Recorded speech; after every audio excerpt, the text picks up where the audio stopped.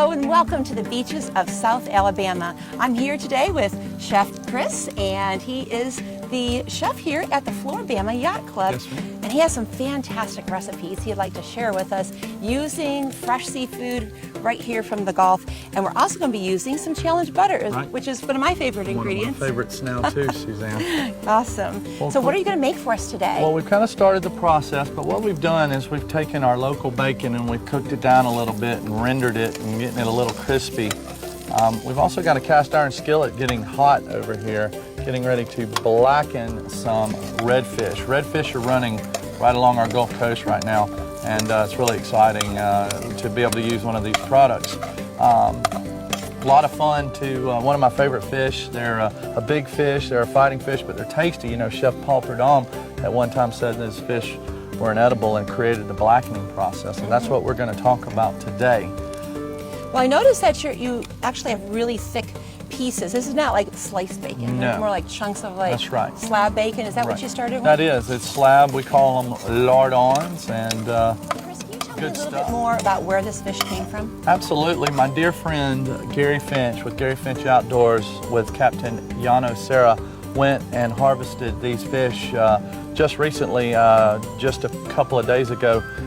Redfish are running right now along our Gulf Coast, and they are a fantastic fish, and I'm proud to be a part of their team and help them with recipes when the time comes.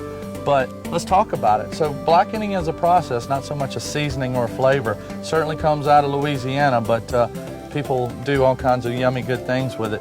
We've got our challenge butter scorching hot. Okay. We have put you did put a lot of seasoning on there. Yes, we do, because some of it is actually going to come off. Got to come up. What's in that seasoning mix? So this has chili powder, it has granulated garlic, it has fine ground black pepper, it has oregano, a little dried basil, a lot of good yummy things that just make this perfect. Cayenne, smoked paprika.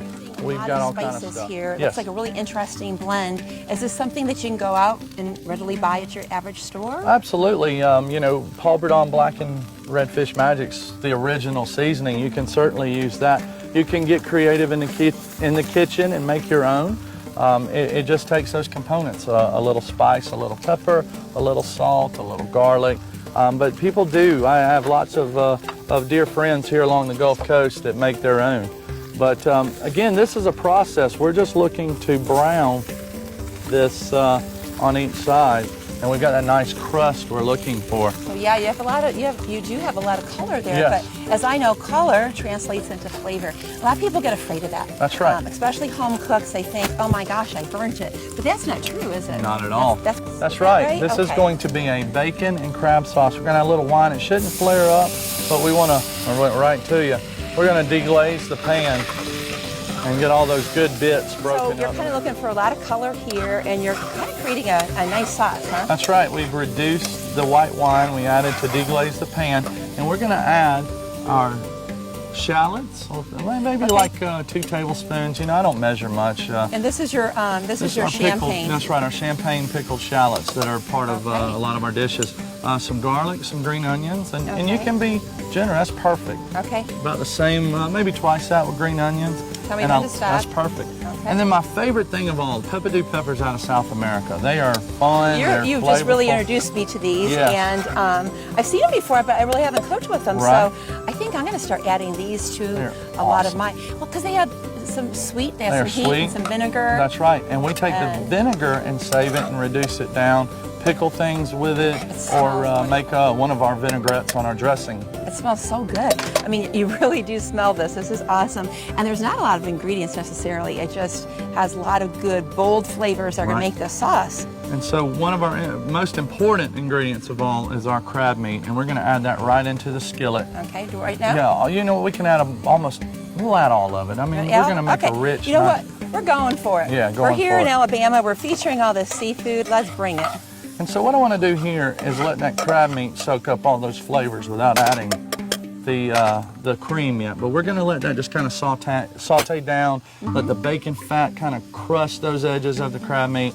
We're going to come back over and check out our fish, which...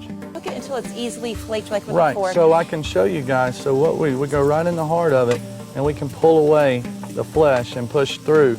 It is what we Kind call. of separates a little bit. Separates, and so this fish is yummy and done. Now, I bet a lot of people don't think of using bacon with crab meat and fish, but I know, right? What I a can't wait to perfect try addition. this. This is going to be a really interesting use of ingredients, I think. I agree. So we're going to set our blackened redfish there. I'm going to walk right over here to the grill, and I'm going to get our grits. Now, we pre-made these, and we can add the recipe, but these are just good old salted, creamy cheese grits, and they're just What kind of loaded. cheese do you have in there? We have pepper jack, we have Parmesan, cheddar jack, and we used some of the Challenge cream cheese to kind of give it a softened. Oh, that's a good idea. Yeah, that so gives rotate extra creaminess That's right. to those grits. That's what everybody likes grits. You know, is for that creamy factor. I agree. They're I not agree good if you totally. don't have enough And I creamy. tell you what else we're going to do over here on the grill. I'm going to move this fish forward, take advantage of the hotness of that skillet, and I have grilled some asparagus. And we're just going to set it right here in this Challenge butter.